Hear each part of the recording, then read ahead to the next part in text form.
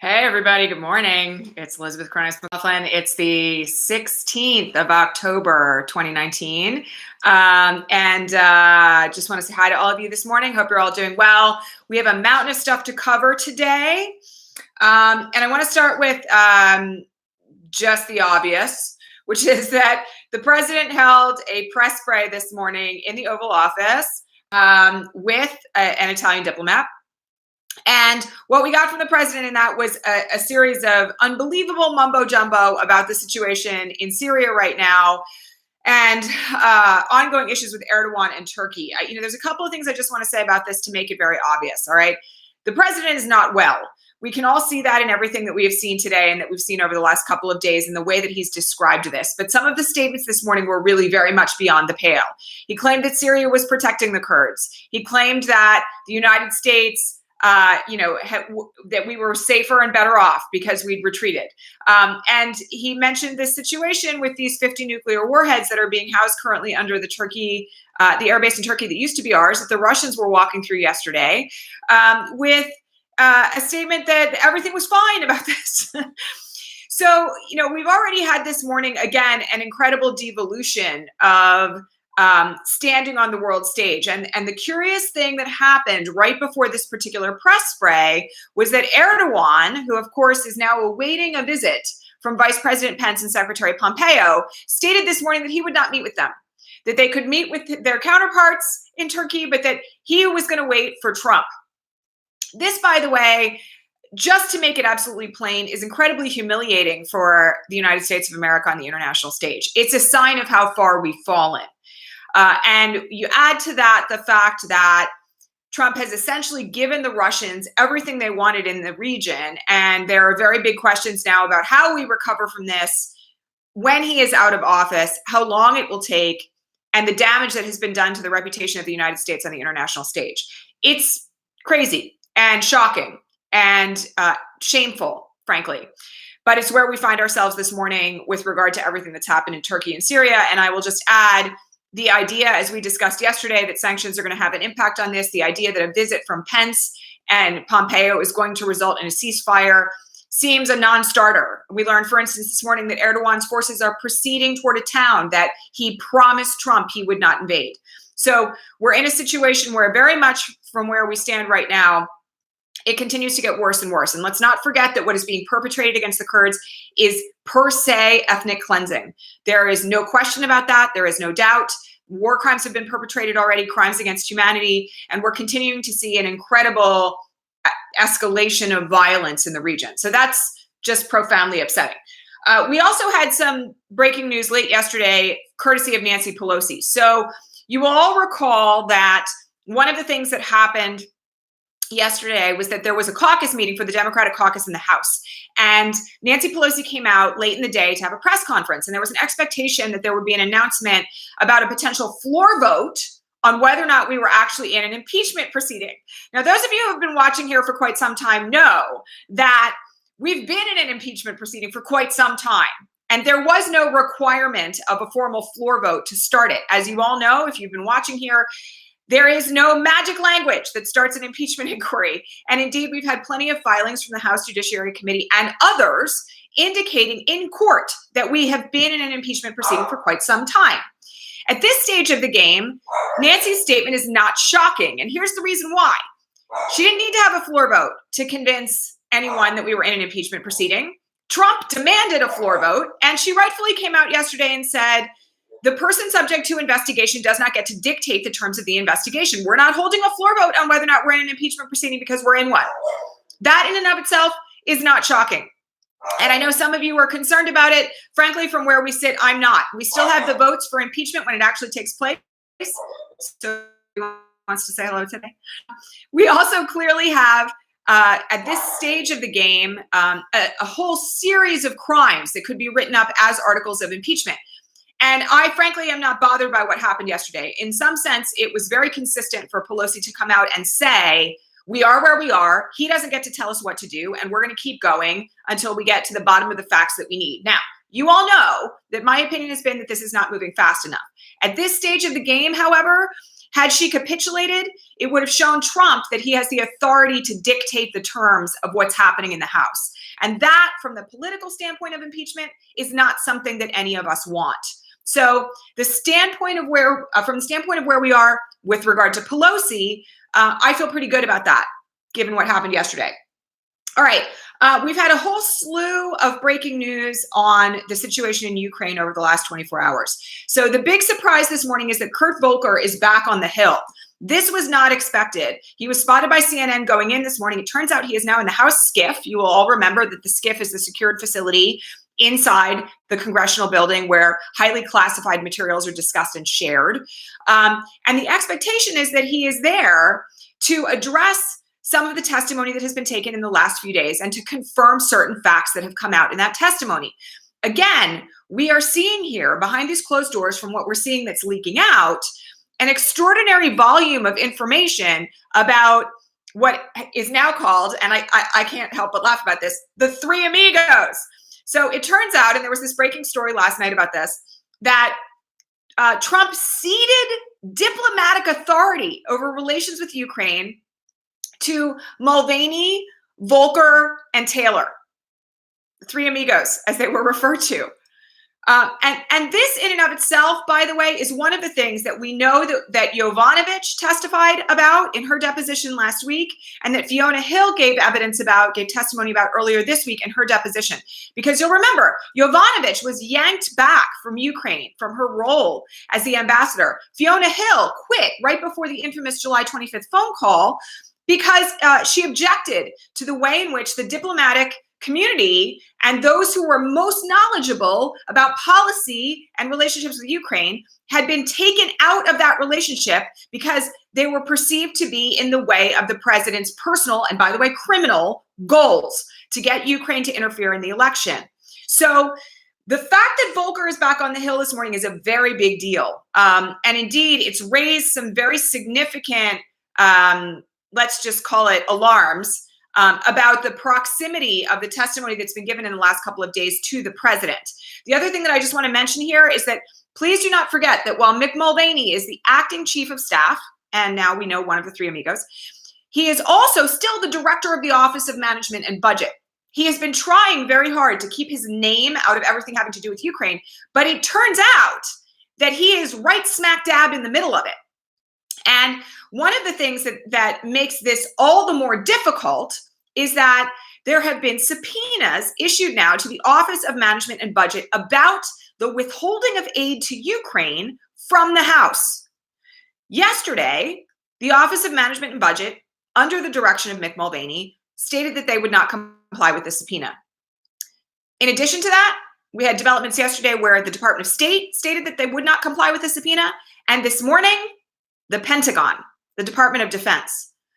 So we now have 3 institutions subject to oversight by the executive branch that are refusing to comply with congressional subpoenas. Yes, there is action that can be taken in relation to this. Yes, as we discussed yesterday, there is both statutory and inherent contempt powers by the Congress to address this.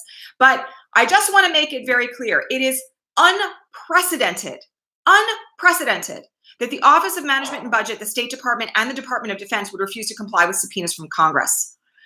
And as Adam Schiff has made clear and many others have made clear, this can be taken as consciousness of guilt and evidence of obstruction of justice.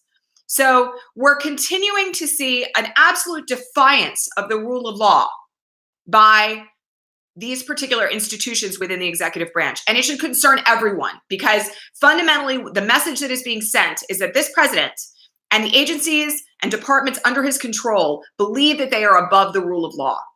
That, by the way, my friends, is a constitutional crisis par excellence. And we've seen a lot of them in the 3 years that you all have been watching this broadcast. This one is a very serious crisis from the standpoint of congressional oversight, the separation of powers, and our fundamental system of government. So what happens out of this next is going to be very curious to watch. And I will just say as well, it is an impeachable offense to not comply with service of process. No less than Lindsey Graham got caught on camera yesterday and confronted with his statement from 20 years ago during the Clinton impeachment about the fact that defying a subpoena is an impeachable offense. And he said, yes, it still is. Now, again, you all know I don't trust Lindsey Graham as far as I can throw him. But from the standpoint of where the Republicans sit with this, it's very clear that they are beginning to understand that the inner circle of the Trump administration, all of his lackeys, all of his enablers who are wrapped up in this and in the process of defying legal process could potentially be subject to impeachment or imprisonment. So we're in a very serious, dire circumstance right now where the Congress needs to take action. We will see what happens next. We know that there were conversations last week about potentially using the inherent contempt power to arrest people who defied subpoenas. And that at this point could be what's coming next. Again, we will just have to wait and see. Okay, a few other issues. Major breaking news over the last 24 hours. There was an indictment of a Turkish bank that was wrapped up in this scandal where Giuliani was pressuring, you will recall, Trump to do something about his client that was wrapped up in this particular indictment scheme. This, by the way, is also the bank that Lindsey Graham was caught on tape when he was pressed last week saying that the president would help. So Lindsey Graham is now, again, up to his neck in a form of abuse of power by this president that could potentially result in an indictment. That little bit of breaking news yesterday was shocking. The other bit of breaking news here, by the way, is that Rudy Giuliani has now fired his lawyer and is also now claiming that he doesn't need to register under the Foreign Agents Act, FARA. You will all remember this is what Mike Flynn was indicted for violating, because he's not advocating for, a foreign entity inside the White House. Again, it's practically a joke because it's so obvious, even to lay people, even to non-lawyers like myself, that Rudy in this instance is in direct violation of the law. It's patently obvious to anybody who's looking. So in addition to that, we found out that Giuliani is now also wrapped up in advocating for the return of this Muslim cleric that Erdogan has wanted returned to Turkey, basically to execute him. And this, by the way, was also what Mike Flynn was investigated and indicted for, was this exact advocacy. Turns out Giuliani took over that role when Flynn was out as the NSA. So we've now got Giuliani wrapped up in about 4 different tiers of criminal activity within this White House. Again, I've been saying it for 4 days. I'm going to say it again. I don't see any way that Giuliani escapes indictment given where we are right now. Okay, some good news. This morning, Andrew Cuomo, the governor of New York State, signed the bill that closes the double jeopardy loophole in New York State. The reason why this is relevant is because it means that if you are pardoned by the president under federal law, you can still be prosecuted in New York State for the exact same crime. We've been waiting for this to come through, by the way, because you'll remember Tish James, the Attorney General of New York, has a multitude of investigations underway right now with regard to the president and his people and the Trump Organization and the Trump Foundation and his taxes and everything else that took place in New York State. So we now know that even if the president goes ahead and pardons his kids, pardons his staff, pardons himself, which you can't do, you're not legally allowed to do that, but like the president may try, he can still be prosecuted under New York law. And that's a very good and positive development this morning. Okay. Other bit of breaking news with regard to Trump and his taxes is that there was an article that came out in ProPublica this morning that indicates that the president appears to have had 2 sets of books regarding the valuation of his properties. One for insurance purposes, which elevated the value of his properties, and one for his taxes, which decreased them.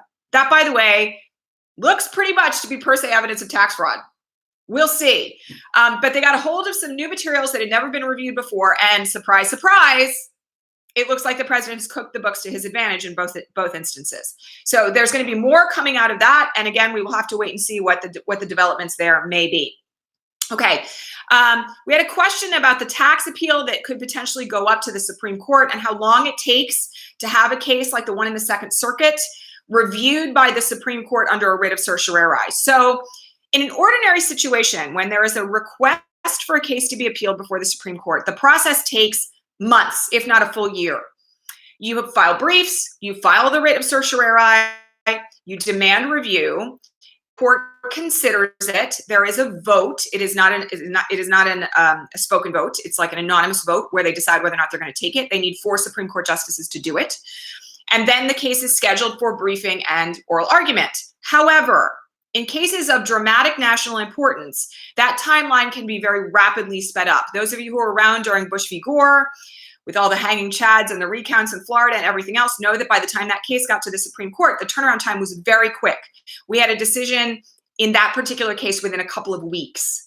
So the question here is, first of all, whether or not the Supreme Court will take it. Second of all, whether or not it will take it on an expedited schedule. And that is really very much dependent on the perceived urgency of this particular matter. And it's very hard to predict at this point what the Supreme Court might do with it. I am not as pessimistic as some of you are at this point. We did see, as we talked about last week, that Gorsuch seems to be running a little bit more middle of the road on some issues than many predicted.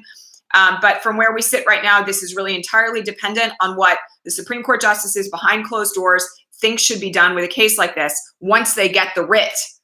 And I will just mention that, let's not forget, there is the possibility of an en banc appeal in the Second Circuit first, which is where the case is heard by the entire Second Circuit bench and not just the 3 judges that normally hear it before it goes up. So the timing of that process at this point is pretty much anybody's guess. Although I will say that I do think in cases of national importance, the Supreme Court is likely to move a bit quicker. Okay, last bit of breaking news on Rudy Giuliani and how deep in it he really is. The 4th indictee from the indictments involving Parnas and Fruman was arrested this morning at JFK on an incoming flight. So all 4 of the people who were indicted in that instance are now in custody. And we know, of course, just a quick reminder, that Giuliani himself is a target of this investigation now. His financial relationships with Fruman and how he was paid through Fruman by Dmitry Firtash, who, of course, you all will remember is the Russian oligarch currently under house arrest in Vienna, is subject to investigation in the Southern District of New York. And I've said it many times on this broadcast. I'm going to say it again. I don't see any way he gets out of this without being indicted. All right. Last comment for today.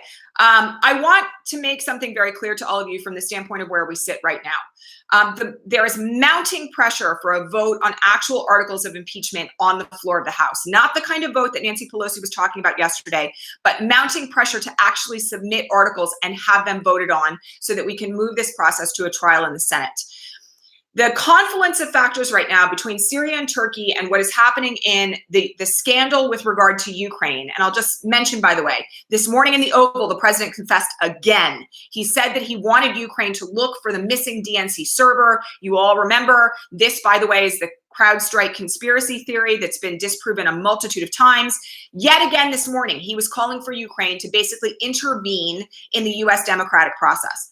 The confluence of these 2 events and the pressure that is being levied on the Republicans due to Syria and Turkey, that as well as the situation with Ukraine, makes this a prime moment to exercise as much pressure as possible.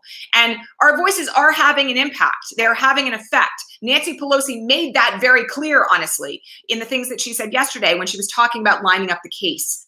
So from where we sit, I know I do this every day, but I want to just make this really clear. We're reaching a breaking point with all of this. There is no way that where we sit right now can continue without there being some movement on the front of articles of impeachment being submitted before too long. I know Pelosi has said a vote by Thanksgiving. Some others have said Christmas. At this stage of the game, however, if we want this to move faster, and I'll remind you all, there's genocide underway right now in Syria. There's kids still in cages in detention camps around the United States. If we want this to move faster, we have to leverage our voices in every possible instance to make a difference. And so, today is another day to call your reps, to show up at local offices, to make your voice heard, to get involved in your local democratic machine, to start getting out the vote for 2020. We have to do everything that we can right now to put the pressure on, because it's participatory democracy and it doesn't work if you don't participate. All right, that's it for today, my friends. I will see you all back here tomorrow at regular time. Reminder, our RISE Activist Leader Bootcamp is open for registration. We're having a webinar for that on Friday. You can learn everything about the program at GaiaLeadershipProject.com/rise. And I will talk to all of you tomorrow. Much love, my friends. Hang in there.